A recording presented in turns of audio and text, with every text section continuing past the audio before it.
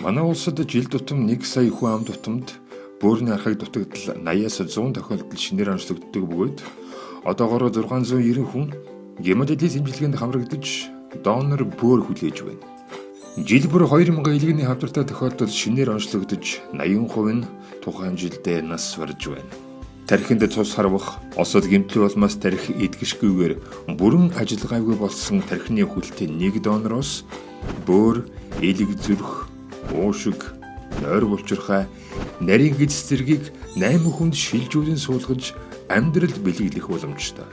Түүнчлэн тархины өхөлтэй донор нь яс нүдний эвэрлэг арьс зэрэг эдийн донор болдог. Манай улсад тархинд цус харвах тохиолдол нэмэгдэж нас баралтын шалтгааны 2 дугаарт орж байна. Дэлхийн эрүүл мэндийн байгууллагаас Монгол улсыг харвалтын тархалт өндөр орны тоонд оруулдаг. Судалгаагаар манай улсад 100 мянган хүн амд 290 харвалт, түүнээс 49 нас барж байгааг тогтоожээ.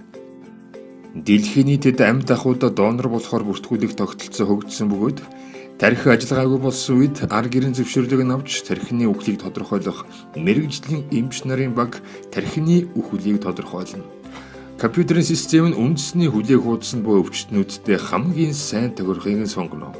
Ингэж сонгохдоо цусны бүлэг, биеийн хэмжээ, биеийн байдал, эдийн тохироо, хүлээх хуудсанд хүлээсэн хугацаа, донор эрхтнээс ойр хол байгаа зэрэг хүчин зүйлийг харгалздаг. Харин яс үндэс, хүйс, орлого, нийгмийн байр суурь, нэр хүн зэрэг хүчин зүйлийг харгалздаггүй байна. Буян буйны дэд, өглөг өглөгийн дээд нь амьдрал бэлэглэх юм.